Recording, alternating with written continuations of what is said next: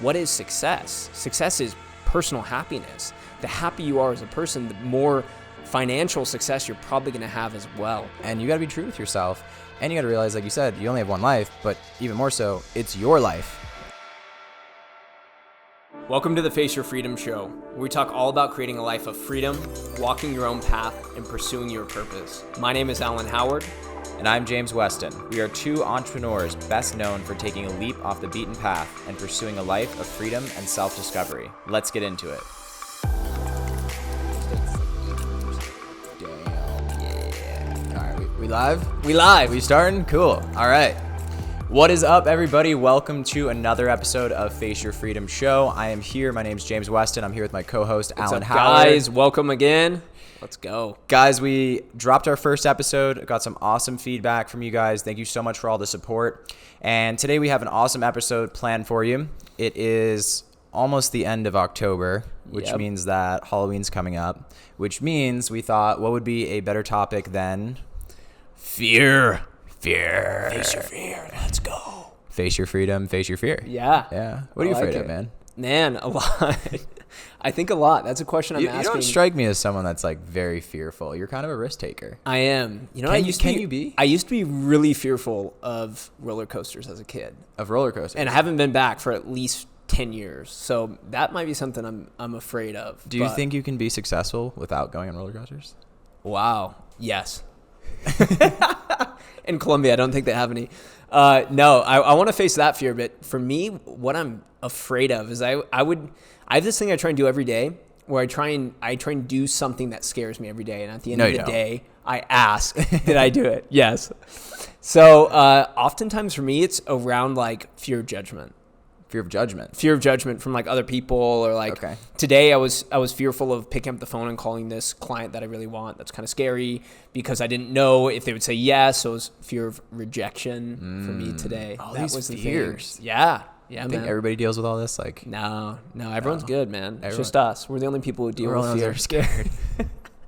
Yeah. So, how about you? What are you fearful of? You know, I was thinking about that because I was like, if he asked me that, I want to have an answer, but then I couldn't think of like any specific really good answer. Yeah. But what I would say is like, it changes all the time. For sure. And that's kind of what's cool about it is when you face your fears, sometimes they turn into like some of your greatest joys. For sure. They turn into like the starting point of some of the coolest stuff in your life. Yeah. I'd say even like doing this podcast or doing this show is like was once a fear, and now it's like we get hyped, bro. We're like excited to do this, like, you know. So I'd say like it's constantly changing. Yeah, it was fun. It's funny you said that because my assistant just the other day was like, how do you do something like that podcast? How are you not scared? And it's like, no, I think we are scared to do things, but it's you just do it and then you kind of figure it out as you're going on the way, you know, as you're going down it. So definitely, definitely fear. I think facing your fear is kind of like a muscle. Like the more you face fears in your life, the more confident you are to keep facing other fears. So that's where actually implementing a strategy to face fear on a daily basis, I think is one of the best things you can do for living a life of freedom. Implementing a strategy for facing fears daily. Yeah. Okay. Yeah. That definitely relates to the challenge that we're going to talk about later. For sure. But before we get into that, I know that we're going to talk about something that we faced recently. Yeah. Actually together, which was a ayahuasca ceremony that we did. It was my first time. You've done it a few times yourself. For sure. We're going to talk a little bit about that. We're going to talk a little bit about how I'd say most of our audience and the questions that have come into us, a lot of the fear questions we've noticed, there's a pattern with like fear of other people judging, fear of my family, fear of going after this different path, this different lifestyle, and having a lot of people that are close to me not supporting me. Yep. And the fear of going along that journey by yourself. Yeah, I think it handicaps a lot of people from actually stepping out and doing the thing they feel they should. One of the most powerful things I think we can do, and I'm trying to implement all the time for myself, with good results and really bad results too, is what is like my intuition saying I should do, and then how often can I step into that before getting the validation or the reinforcement from other people around me, and just saying like, I'm gonna do it. I feel like I should do it. Yeah. Why do we feel like we need that though? I think it's all tribal, man. It goes back to the tribe. The tribe. Yeah. Exactly. If we were still stuck in a tribal society and we did something out of the norm, we could be kicked out. So it's almost like a fear of death. Judgment is so big for us. I've even noticed it on posting on social media. I post something and I'm like, what do people like this? Are people liking it? Is this a cool post? And so one of the things I've kind of been doing recently is I post on social media and I don't look at it for 3 hours. Yeah. It's don't even worry about the feedback. Come back to it later on in the day. Mm-hmm. Just hope that people like it. Just hope no one's leaving inappropriate comments on it or something. Yeah. So, yeah. Cool. But do you want to get into the ayahuasca a little bit? Should we chat about this? Bro, that was crazy. It was wild. It was wild. We did it a couple weeks ago, and it was insane experience for you. It was your first time ever doing something like that. Yeah. Why don't you give a little background on what ayahuasca was and what that experience was like for you? Okay. Well, the first thing is I've been around it quite a bit in my life. Most of my friends have done it. You've done it multiple times. My ex-business partner, everybody that I've known and gotten close to has done it, but I haven't. Yep. And the funny thing is why not? Exactly. Why not? And I came to the realization that it was I was afraid at the end of the day. You hear these different stories, and maybe you want to premise and tell people what ayahuasca is, a little bit about plant medicine. You explain it better than I do. Yeah, I'll hop into it. So ayahuasca is really a plant from the jungle. It's a vine from the jungle. It grows there from the Amazon primarily. People for hundreds of thousands of years, at least tens of thousands of years, have been using indigenous communities have been using it as a way. Didn't they, not to interrupt, didn't they figure it out? You were telling me through watching jaguars eat it or something. You heard about that? There's a rumor that the way they found out is by watching jaguars eat it. Supposedly jaguars can get high from ayahuasca, or they can go under the influence. They can get drunk from ayahuasca. And so indigenous communities have been using it. The community that I lived with in the Amazon for a bit, they use it. Okay. And they use it really as a way of knowledge within themselves, knowledge about the forest, but also personal development. That's been a big part of it. So it was funny when I was living with the indigenous community, I asked them when they do ayahuasca, and they said whenever someone in the tribe is getting very selfish, they make them go do ayahuasca. So that's kind of wow, that's interesting, dude. Yeah. And so it's a vine. It grows in the Amazon. You mix it up usually in a kind of a stew. Think of a witch's pot that she's brewing. Yeah, for sure. Yeah. So you do it in a stew, and then you serve it and you drink it. And what happens is it blocks your body from being able to digest DMT. DMT is found naturally in any plant on Earth. DMT is something that is also released in our brains during deep sleep. It's released when we die, and it's released when we're born in heavy amounts. And so what happens is the ayahuasca root prevents it from being digested by your body. It goes into your brain. You get a bigger experience, or a lot more. Yeah, just to make that clear, the fact that it doesn't digest allows it to go into your bloodstream. Exactly. As opposed to normally when you eat foods that have it, it just gets digested and you don't have any real effects because it doesn't break that. I guess it's the blood-brain barrier. Yeah, or something like exactly. That. Yeah, so it allows the vine itself allows you to do that, to absorb it. Yeah, basically. Exactly. And typically the experience that you're going to have when you do ayahuasca is you're going to be facing a lot of things in your subconscious. So oftentimes people have their death. They face their death. They face some of their greatest fears they've ever had that they've held on to. Yeah. They go back into childhood. They face their traumas. As one person said, doing ayahuasca is like doing 2 years of therapy in an hour. You just face everything that you kind of don't want to, but you should face. Yeah, it gives you that access to your subconscious brain that in normal everyday life you're just not going to have access to. I've heard maybe if you meditate for 6 years or something, maybe you can get to that state, but just without this type of plant medicine, you really can't access that type of information within your brain. Totally. For sure. So why were you scared going into it? Why was I scared? I would say the biggest reason was I just didn't know how I was going to react to it. Yep. And I think I was more scared than anything of just losing control for sure of myself. And I went into it. They tell you to have an intention when you go into it. Yeah. And I basically said, I want my intention to be, how do I really learn to trust myself and to trust the process?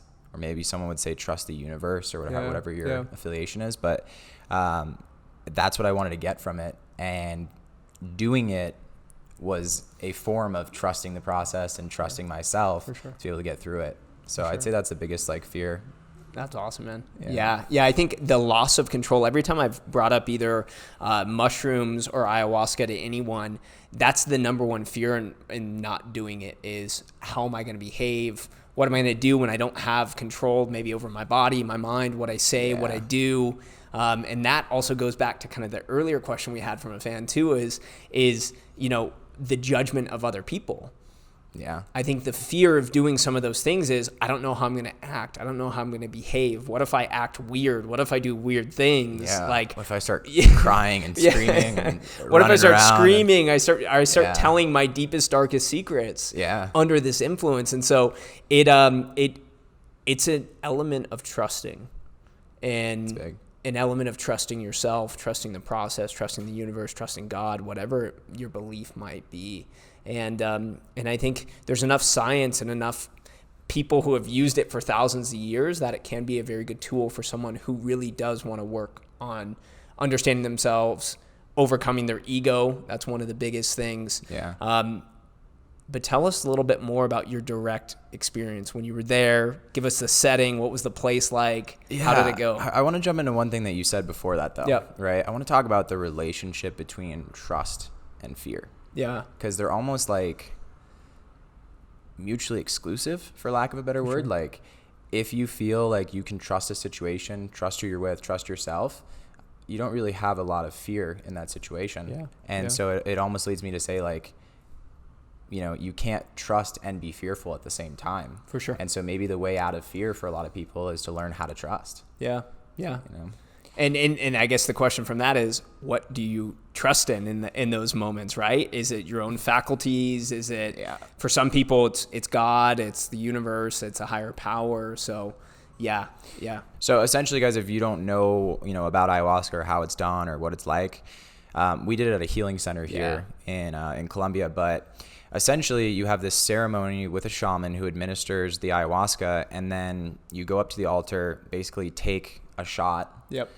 And you go back and you sit on your mattress, and basically within 30 minutes, you just get hit with like the worst nausea that you've ever felt in your life. Like, some people can't even stand up. You're like, you feel dizzy, you feel nauseous, you feel like, not that you have to throw up, but you're gonna have to throw up. Like you start not right away, not but right away, but it's like kind of brewing in there, and you're like, and you read all these stories about how like people just are throwing up on it, and it's just part of the purging process.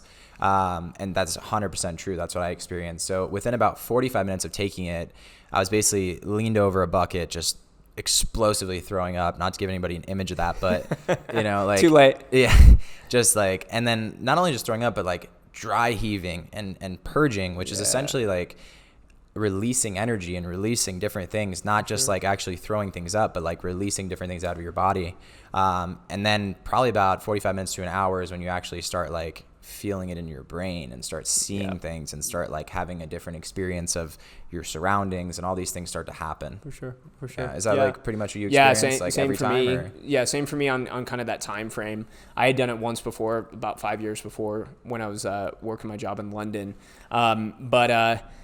It takes that time. I think you brought up the throwing up thing. One of the difficult parts about it is, after you're done throwing up what you have to throw up, you're still purging some type of energy. You're still throwing up, but it's that dry heave, that like, you're just, everything is out, but you're still trying to do that. And it's not an easy process by any means to go through it. I think everybody, like, I don't know one person that like likes throwing up. Yeah. That was definitely a part of it. Like, you say the things I was like scared of. I wouldn't say I was scared to throw up, but I also like was not looking forward to throwing up for an extended period of time too. But it's part of the process. Yeah. Yeah. What were some of the insights that were gained for you as you started to go under the influence of it? Yeah. So I remember just like after I'd thrown up and I was like, there's really not really much left. I remember laying back down on my mattress and just like, it was almost like a video game loading screen, like just came over my eyes. And all of a sudden it was like different geometric shapes. It was almost like a language that was happening that I couldn't read, or at least not read logically with my language. And I could just kind of feel it like crawling around in my brain almost. Wow. And a lot of people have like a lot of visuals and a lot of like crazy stuff. Like I didn't have a ton of that. Me, it was more like looking at my life through different perspectives and having some realizations. For sure. And yeah, tell me a little about yours though. Yeah, I'll tell you about mine. Our experiences were different for sure. I actually want to talk about my first time doing it. Okay. And I had done it back in the Netherlands about 5 years ago. I was working my traditional job at that time, and I went to do it. I'd researched it for about 2 years. I was super curious about it. When I went there, same thing, had the ayahuasca, took it at a healing center, laid back on my mattress. 40 minutes later, I'm seeing a bunch of stuff. And I was kind of going through like almost like a silent film.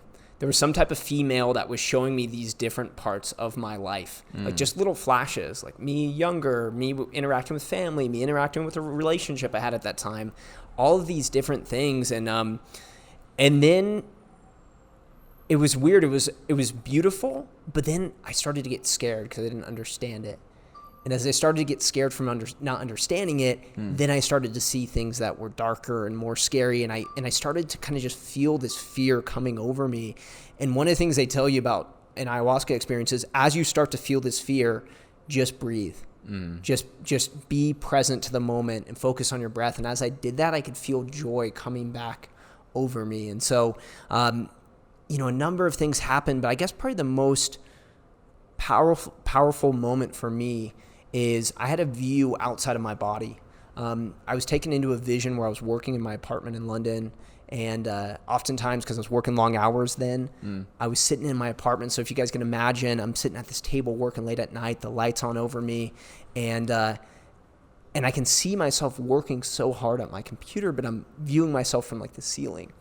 And as I come down, as the camera kind of comes down and it's looking at me working, I see that I'm an 8-year-old kid. And so I see me as an 8-year-old kid working behind the computer, and I'm just working like furiously, just going to town. And so I try and get what are you working on at 8 years old? I was working on the work that I was working on, but as an 8-year-old. So it was kind of, I was put in my body as a child. That was my life in London. I'd be up late working on marketing campaigns for big companies. And so I came down, I remember standing behind myself as I'm typing on the computer, and I'm trying to get my attention. And I'm poking myself, and I'm trying to get my attention, but I can't do anything. It felt like that movie Ghost, if you've ever seen the movie Ghost, where he can't do anything to get people's attention. And so I'm getting frustrated, and I'm just watching myself as an 8-year-old kid working. And I remember I came around to the front of the computer, and I started waving my hands in front of the computer, and me as a child looked up at me, and I made eye contact with myself. And then right when I made eye contact, my 8-year-old face turned into the face of like a 50-year-old man. And I just heard this voice say, "You're still a kid. You're still a kid." And it sucked me out of that vision. And I was just like, I remember in ayahuasca just getting chills coming over my whole body as I got that message. What does that mean? What I took away from that is life had gotten so serious, man. I had been so serious about success, so serious about my job, not losing clients, keeping my boss happy, keeping my boss's boss happy, that everything had just become too serious. Like, I forgot to play. I forgot to have fun. And the message for me that I took away from that was like, you're still a kid. Like, I treated myself really horribly. I treated myself like, do more. Why can't you do more? Work harder. I was going to bed at 12 and waking up at 5 every day and just like pushing myself pedal to the metal. And so you were hustling. I was hustling. You were hustling. That's another hustle culture. Yeah, that's another thing that like kind of blows my mind is like how popular that whole #hustle thing is. For sure. What do you think about that? Like, for sure. I get it. I'm all about working hard. There's no doubt about that. But it's like, you could go outside and like dig a hole for 9 hours and work hard and hustle, but like that doesn't mean you're going in the right direction. Totally. And I think that's kind of what's missing with that whole hustle thing. It's like, it's just like this motivational thing. But it's like motivation without direction. It's just going to pump you up and then let you down. You know what I mean? For sure. I think I'm more interested in what I found over this time of hustling, because I did a lot of hustling. Yeah. It's like balance. Like you only have so much energy in a day. And if you're hustling all the time and pushing yourself to the limit, it's going to crash. Like you can't juggle all those balls. They're going to come crashing down. And so finding that balance is way more important. And a lot of that balance of hustle, the other side of that is self-love, taking care of yourself. And that's something that the biggest lesson I've learned over the last 12 months for myself is that you can work hard, you can hustle, but you also have to match that with self-love and self-care.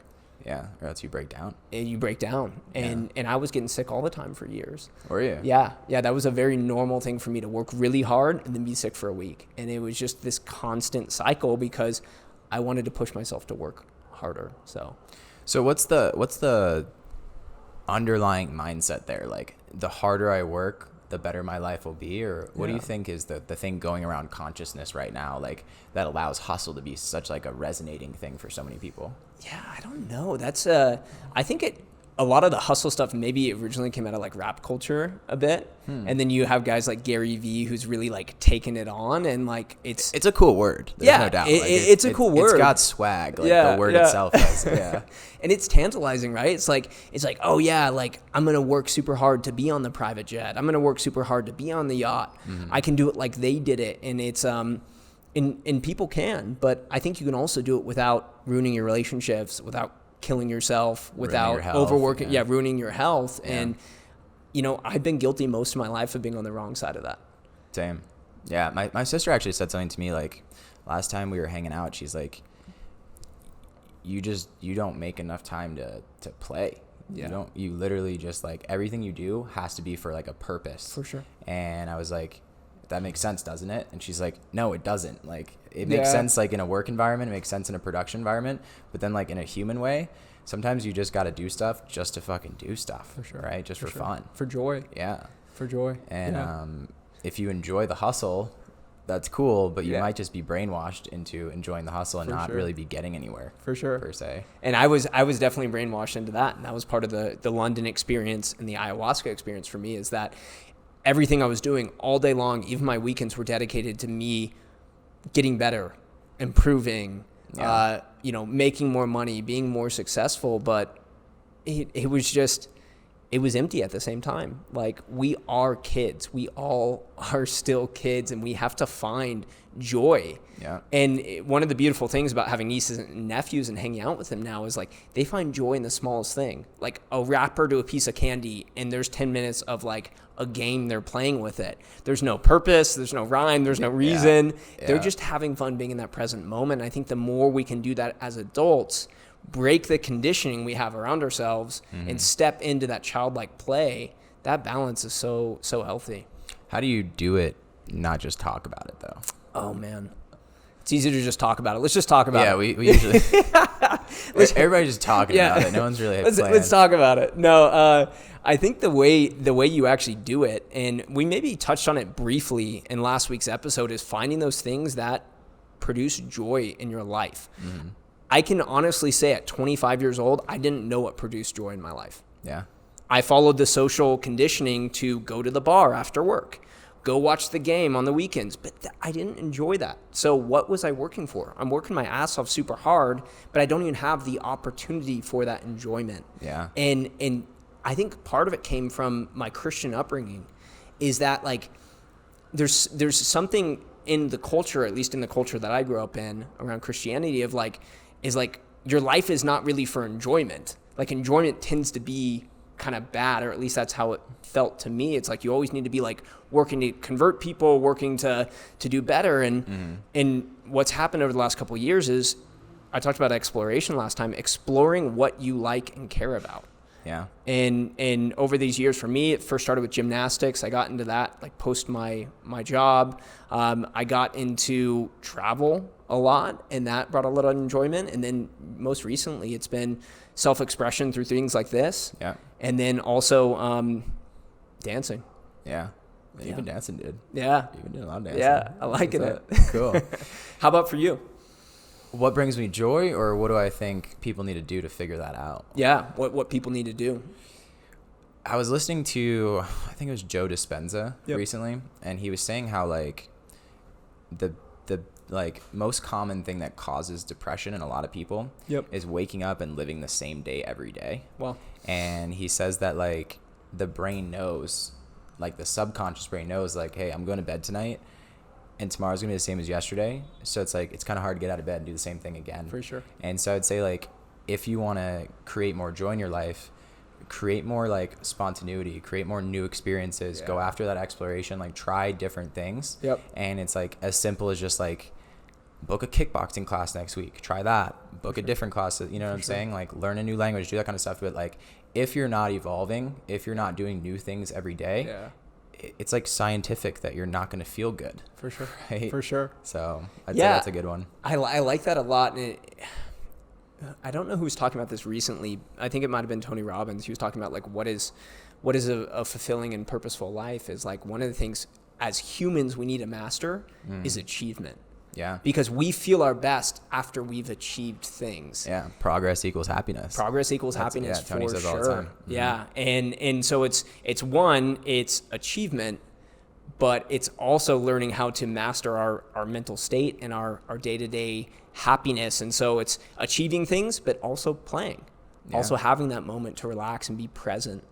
And I think that's one of the biggest things is what are the activities that put you in that present moment and finding those. And if you don't have those, seriously, if you don't have those, find something that connects your mind and your body, whether it's skateboarding, dancing, surfing, snowboarding, whatever it might be, and start practicing it. Jiu-jitsu as well. I know that's a big one for people in our audience. So yeah, I think that's huge. And I think like people might come on to the show and be like, I want practical tips on how to start a business or scale my business or outsource my business and be able to travel and do the whole digital nomad thing. And like, that's definitely part of our audience. But like when we tell you guys incorporating joy, incorporating self-care into your life, that's just as important as having, you know, your marketing set up correctly and your business set up correctly and your employees and all that kind of stuff. Like if you don't have yourself and your own foundation set up, what do you have? Yeah. Right. Yeah.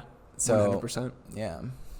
This reminds me of, someone sent me an article this week. It was I think it was a Forbes article, but essentially a Harvard Business Review did this like survey, and they found that 50% of millennials have quit their jobs because of mental health issues. Okay. Wow. What does that mean? Yeah. That's half of like, so of the people who have quit their jobs, 50% has been because of mental health, like mental health what issues. Does that say about like number one, the companies they're working for, and number two, like the lifestyle that people are living? What does that say? Well, there's a culture around progress. I think that's maybe a little bit pushes that barrier a little too high. That's what I found myself in. Like I didn't leave because of mental issues, but I was definitely having some mental issues. Yeah, I was definitely having mental issues. Like I remember having trouble sleeping at night because I was so stressed a lot of the times in my job. And man, I think what that says is that people are not finding the reprieve, the break from the work they're doing. Or the reward. Yeah. Yeah, that's powerful. That kind of thing. Like, and this is something that, I don't know how many people see this and how many don't. I'm curious. But there's two ways to look at what you're doing to create your income in your life, right? Yep. You can either look like short term, like I'm going to work this week. I'm going to get paid, you know, at the end of this Friday. For sure. And that's going to hold me off, you know, all of my expenses for the next 2 weeks after that. Yep. And then I'm going to repeat that same process. And that's how I work, right? And people call it paycheck to paycheck or month to month and stuff like that. And it's like, that's a mindset of in and of itself. But there's also another mindset that's like, okay, I'm trying to do something today that's going to pay me for the next year. Yep. And I'm actually trying to build something that's going to pay me for the rest of my life. Yeah. And then on top of that, I want to build like multiple things that are going to take care of my kids and my grandkids. For sure. And if you're not thinking about that, if you're just thinking about like, I got enough money for next week, the opportunities to build those bigger things and to have that legacy, quote unquote, or that wealth, that long-term wealth, it's going to go right by you. You're not even going to be able to see it when it comes right into your life. Yeah, that's true. You know, that focus and having the space and awareness to see opportunities that come up, I think is big. And the other thing, the article is written by a woman who was in the same position. She like quit her job basically because she was like fell into like this deep depression. And she said that the reason she quit her job was her mom said to her, she said, hey, like you're 25, you're making like 35 grand a year. That's not worth your happiness. For sure. And you don't really have that many commitments in your life right now. You're single, you don't have kids, really you have to worry about yourself. So now's the time to take risks. And so she quit her job the next day. And it's like, how many people are thinking about doing that and then not doing it because one of their family members is going to judge them instead of support them, right? Yeah, kind of like we were saying before. And the parents are not going to accept that, right? A lot of parents aren't. Yeah. So how do you deal with that? I think the way you deal with that is realize that, for me, it always comes back to this. You have one life to live. And if you're scared to walk your right path, and I'm not saying quit your 9 to 5. Some people have great 9 to 5s. Yeah. But if you're scared to walk your path because you don't want to not be successful in the future, what is success? Success is personal happiness. Yeah. The happier you are as a person, the more financial success you're probably going to have as well. There's plenty of studies around that. And happiness is also like relative. Yep. Right. I remember I was talking to like my friend's dad, and I was like, hey man, like, what is it that you would consider success in your life? Like, you're a successful dude. Why do you consider yourself successful? And he's like, consider myself successful because I have time to see my 4 kids every week. Wow. That's his definition of success. For sure. Like, he's not like chasing dollars and doing all that kind of stuff. He's past that level in his life where he's just like, dude, I want to be like around my family. Yeah. That's success to me. So it's like, maybe your family believes that like going to, having a 9 to 5 and doing all that kind of stuff is the definition of success. Totally. But that's not your definition of success. Totally. Right? Totally. And you got to be true with yourself.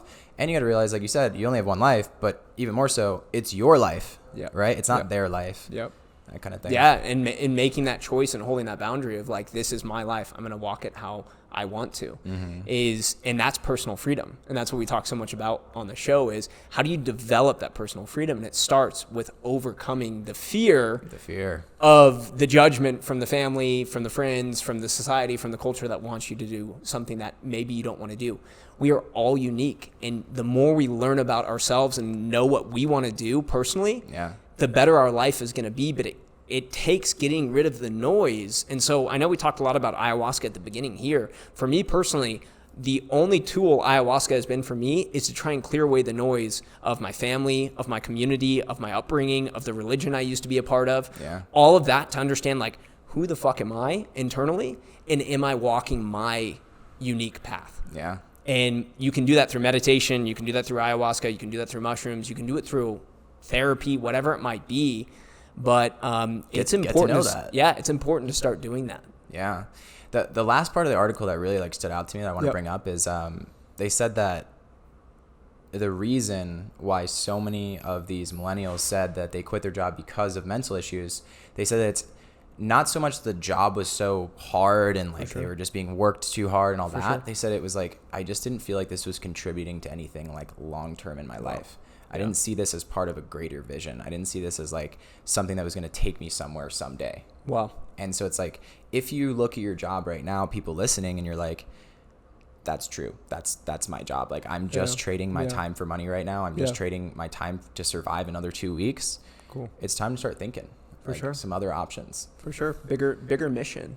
One of the things that I've realized is friends that work in companies that actually have a bigger mission and purpose. There's a lot of enjoyment that comes out of that. I know in my previous job, there was no bigger purpose. Like, our CEO tried to make some like, we help people save time in the world. It was just fluffy and it was lame. But like actually having a bigger purpose and knowing that like, hey, I wake up every day for a purpose. The work that I do, the good marketing, the good sales I do, whatever it may be, is helping a company that's also helping the world. Or I'm helping people individually when I do that. That's going to make whatever you're doing feel that much better. You're going to feel better about yourself. It's going to be something that actually gives you that motivation and that energy to do it. Yeah, and I think that's one thing that's really cool about your company. I know this was something that like you made it a point to have this a few years ago. Was you have a cause, right? A portion of your profits goes towards, I guess, this indigenous community is what you call it. And everyone that you onboard, you said, like, gets pretty excited about this cause. They're like, okay, I'm not just like part of this agency. This agency actually changes lives, and then we get to see that happen. It's pretty unique, dude. Really cool. I appreciate that, man. And it's actually an unfair advantage for a business owner too. Like, I have people that are so motivated by our mission because our mission's big. There's 400 people that we help in the Amazon right now. We help protect their land. We help make sure they have medicine. We help make sure they have food. And this prevents oil companies from going in. This prevents logging companies from going in. But like the people I work with, the employees I work with, and my business partner, like they wake up every day knowing that the work that they're doing is helping better the world. And that motivation, it works for me too, man. I couldn't get up every day and do digital marketing unless we had a bigger purpose. Yeah, for sure. And I think that a lot of people are like, especially people that have money, I've noticed, they're looking for something to contribute to. For sure. And so even from a business perspective, like I know a lot of our audience are already entrepreneurs, already doing similar lifestyles and things. Like having a company that cares about something bigger than itself is also a major competitive advantage just in the marketplace, because other companies resonate with that, customers resonate with that. I think it's huge. Yeah, I think it's allowed us to get some of the big customers we have. We have some big solar customers, and they resonate with the story, and they resonate with our mission and what we're doing, and it's definitely a competitive advantage. We call it businesses for good. And our goal is we want to be the for-profit company that has the single biggest impact in protecting the Amazon. And so our clients, when they get onboarded, they know that. They know that every month they pay us money, it's going towards that mission, and they feel good too. So it's like this, it's just like this system of building good energy around everyone around us. And we love it. And if there's people we onboard or are looking at as clients and they don't give a shit about our mission, they're probably not a good client for us either. That's true. That's really true. Yeah. The other thing I wanted to say about kind of looking at this from another angle, right? So we're looking at like this article that I brought up, and it's like, you shouldn't be working a 9 to 5 if you're having mental issues and all these different things, if it's causing your life to go in a negative direction. The other side is like the responsibility of the company, right? Because like I'm not anti 9 to 5. I'm not anti-employee. Like I love my employees. You love your I like we need each other for right? sure. As business owners, we need employees. As employees, they need business owners. It's like a mutually beneficial relationship. But it's really like it's on the company to create a position where their employees are happy, that they have that lifestyle, they have that freedom, they have the things that are gonna like allow them to be happy and produce for the company. And I think a lot of companies don't even think about it. It's not even like part of the, it's not on their radar. Yeah. And I believe it's the company's responsibility, and it's also everyone's personally too, to understand like, is the role, I might have experience in said role, but is that role actually allowing me to express my natural talents, my flow state, my best abilities?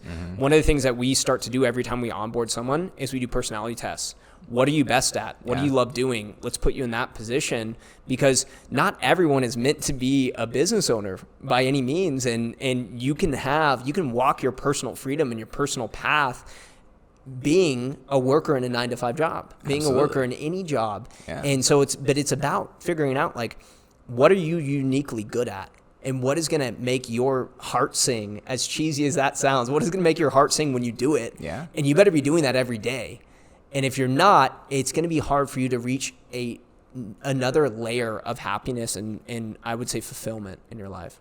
Yeah. And going back to the company side, right, or the business owner side, I think it's a major skill that I know I've developed over the past couple of years. You've been developing, like being able to really meet someone, interview someone, and be like, are they right for this position? Or are they right for a different position? And I'd use one of our new assistants, right? Like I had interviewed her a month ago or so for a different position.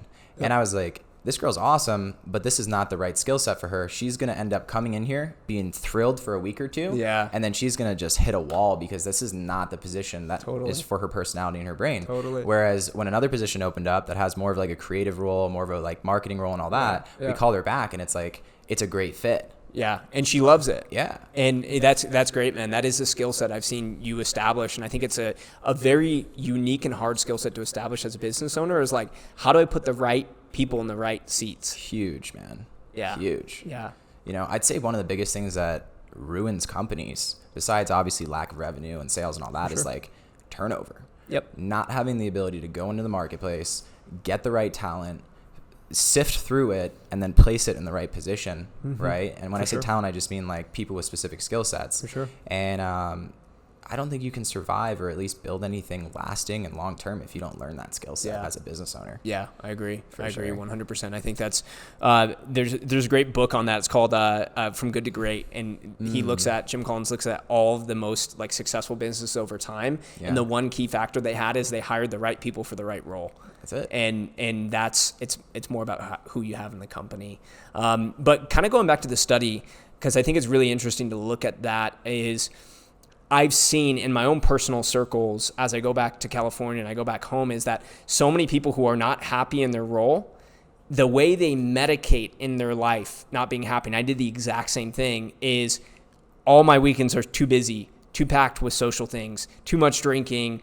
Some of them do drugs. I didn't do drugs, but there's a lot of people I know that are doing that, and that's their outlet to get away from them knowing that they're not doing the right thing every day for their role. Yeah, it hides that. It hides that, but it comes up in other ways, right? It creates anxiety, it creates depression, whatever it might be. So that actually like brings me back to the whole topic of fear. Yep. And I'd say if there's one realization that I got from the whole experience, it was a perspective that in my life, there are so many times where fear is stopping me from doing something, whether it's taking the next step or making the phone call or doing that call, like whatever it is, but it's not seen as fear. Like I can't identify it as fear. It's a bunch of reasons. Wow. It's reasons why I shouldn't do that. It's reasons to keep me safe. It's all these different things. And I would say like, if there's something that in like the bottom of your heart that you should be doing right now and you haven't done it yet, there's fear there. Yeah. Like you can tell me 100 reasons. It's because my mom's sick. It's because this going on, like all these different reasons. But at the end of the day, like you're afraid to figure out how to move forward. Yeah. There's something stopping you. And until you figure that out, you're stuck. I remember that being really powerful for you. And that was kind of your biggest insight coming out of the ayahuasca experience was that like so much of my life is dictated by fear, but fear disguised as really good reasons for not doing things. Yeah. And I think you can be very logical and very strategic. Yeah. And when you're logical and strategic, it seems like for you, at least what you've shared with me, it's very easy to hide behind a good reason to not do something very true. Now. Very, very true. That's powerful, man. For sure. And to go back to your story, your ayahuasca story, clearly you got some good insights from the experience. Was it a positive thing for you? How did it end? How did it end up? Like, definitely a positive, man. Cool. 100% definitely a positive.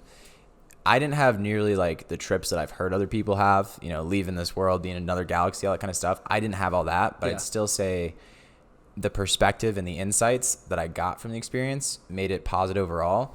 And facing that fear definitely like instilled the confidence in me that has nothing to do with ayahuasca. It's more like knowing that I can trust myself and actually having done that, being able to, do that moving forward too. That makes sense. That's awesome. Yeah. Good stuff. So we got to talk about the challenge. Woo! We got to talk about the challenge. Let's go. Yeah. I'm excited. So guys, we wanted to incorporate a weekly challenge for you guys, something that we're going to participate in as well. Yeah. We're going to show you that we're going to participate in it by actually recording some videos, recording some stuff. Yeah. But what do we say? The first challenge, we're going to do the noticing something. Yeah, I think it's about we want to give good energy in this challenge, and we also want to face a little bit of a fear. Yeah. And so, face your freedom is really about facing fears, and if you can face fears, you create more freedom for yourself. And so one of the things that we're thinking about is having everyone try and do it every day for 7 days. Minimum 3 times. Yeah, minimum 3 times.